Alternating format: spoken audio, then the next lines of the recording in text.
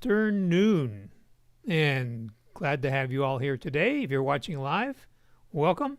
And if you're watching on the replay, you're welcome to be here as well. Thank you very much for joining. So let's just get started and talk about how your Mac and iPhone work together on Go for Lunch for May 5th, 2026. Brought to you by GoFor Technology. I'm Roger Harmon, your host, and we're here, as always, to make your technology work for you. Hey, it's Cinco de Mayo. So Cinco de Mayo is a holiday celebrated more in the United States and Mexico, some people believe. And it is not really just to sell beer. The real origins of Cinco de Mayo were when the Mexican army repelled the French army at the Battle of Puebla in 1862. The rest of the story is that the French came back and defeated the Mexican army and actually occupied Mexico City.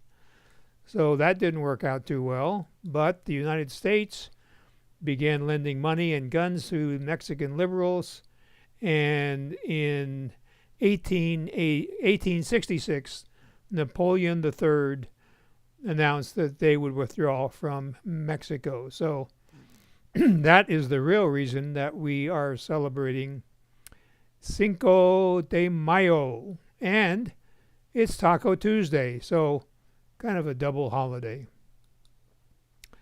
So your iPhone and your Mac work together as one system. So you might think of your Mac and your iPhone as just one device working together in harmony because Apple designed it that way. So one of the things you can do with your iPhone and your Apple Mac desktop or laptop is you can move photos using AirDrop. So let's see how that works. We're going to fire up our iPhone here and put in our code, and then we're going to switch over here. So as usual, we've got the iPhone picture on your right and the direct connection from the iPhone to the computer on your left, so you hopefully can see what I'm doing and get a clear version of what is happening. So let's get going here as we... Okay, here we go. So we're going to go up into Photos, and we're going to take this photo of mi amigo via the boat launcher. We're going to do a long press on the photo, and that brings up a menu that allows us to copy it. So there we have copied it. Now we're going to go back to our Mac. So we're going to go back here to Keynote, and then we're going to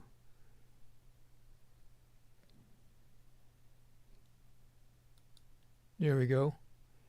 And then we are going to paste it.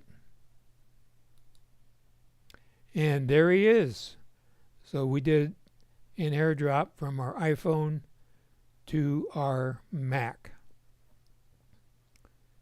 So that's how you can do it. And it's not just for photos, it's for any document, any file on your iPhone. And you can also go the other way around from your Mac to your iPhone.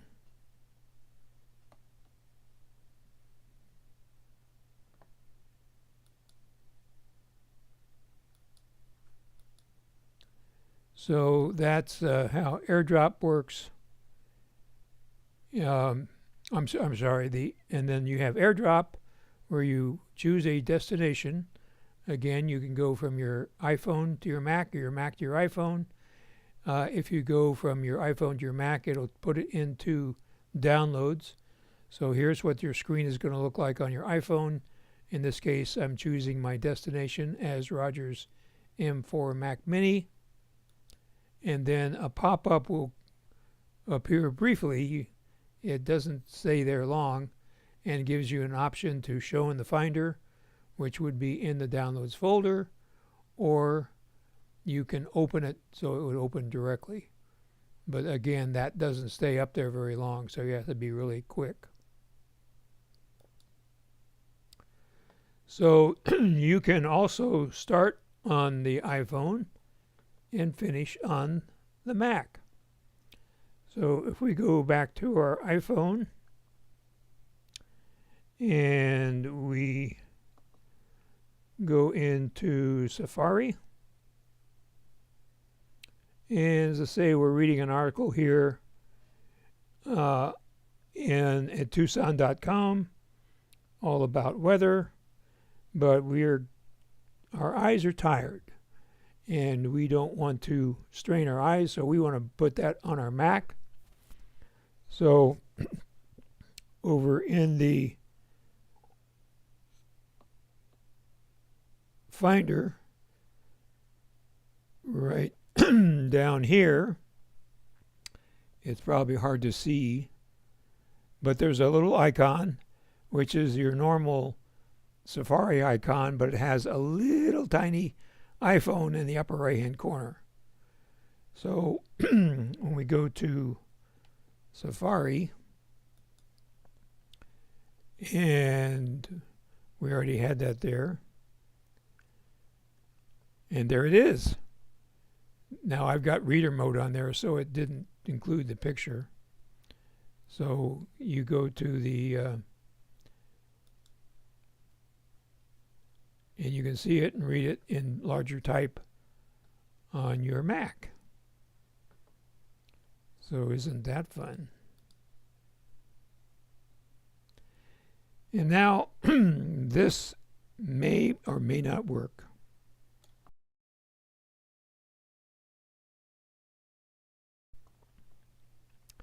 So you can use your iPhone as your Mac camera for doing FaceTime calls or Zoom meetings. So we're going to try that. So we have to disconnect our Mac, and then we're going to go into the Finder, and we're going to launch FaceTime.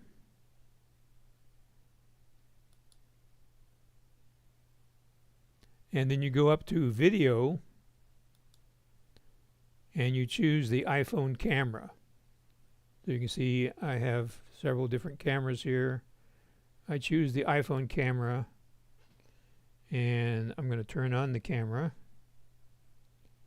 So the camera is turned on, and this worked yesterday, but for some reason today it's not working. Aha!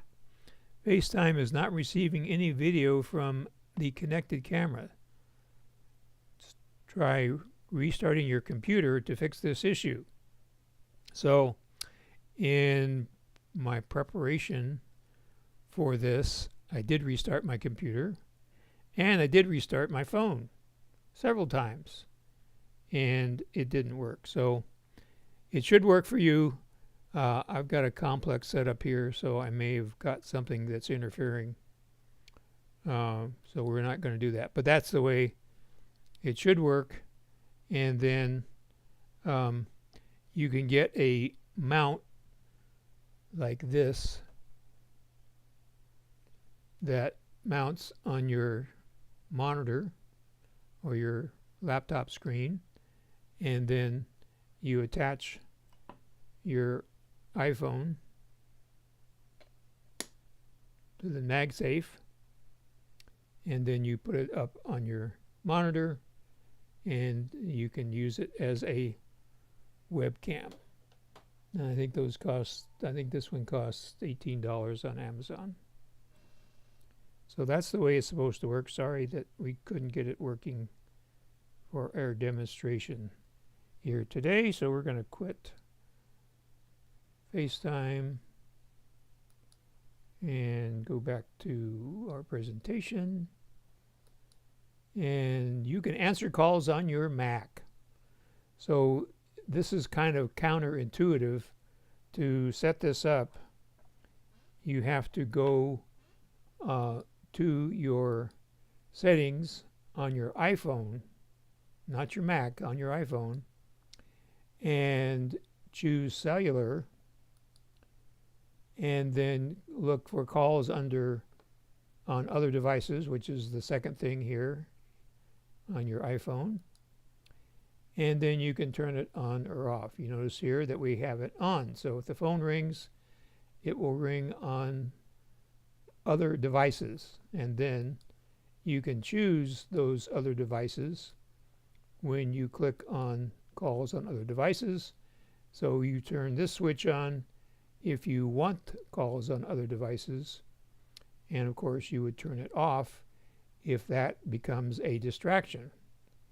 So normally I actually have it turned off because I just want to hear calls on my iPhone. And then if you have multiple devices, then you can select which devices you can receive calls. So you can see here I've got my iPad Air M3 can receive, my iPhone can receive, and my Mac Mini can receive. But again, that can be distracting or it can be convenient. You be the judge.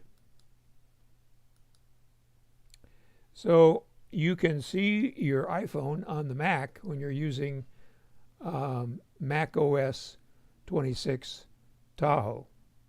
So we're going to go to our other computer here, and we have to, so to start this off, you have to lock your iPhone. So we're going to press the power button on our iPhone and lock it. And then we're going to go over here and get our Mac M1 working.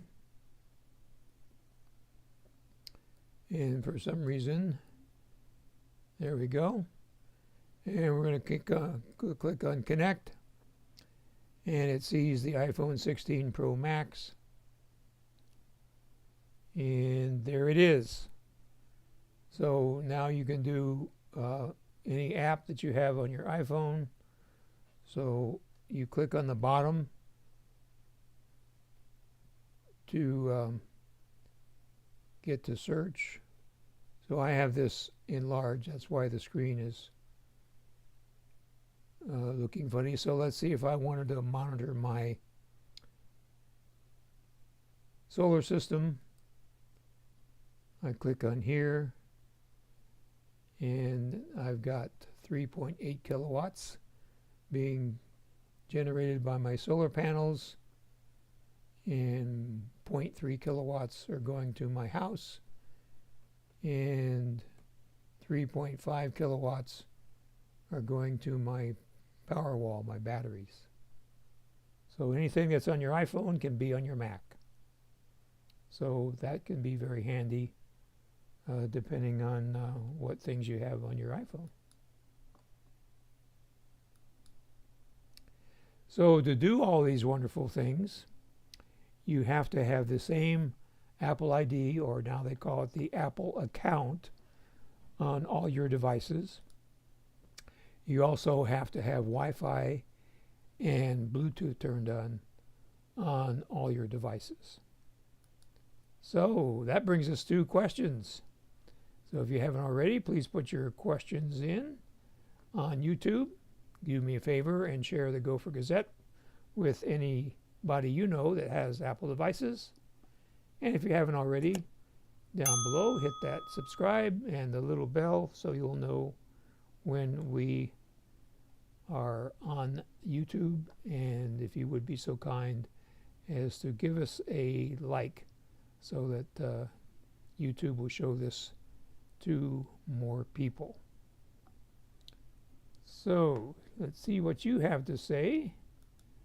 So we will get here.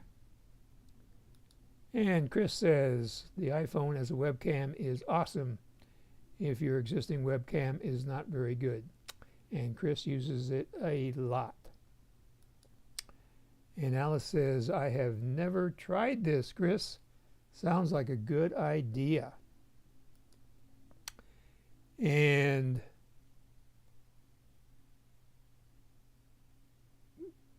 Bob says, would you like me to give you a call for this demo? Well, sorry I didn't see that, but I think we'll not do that. And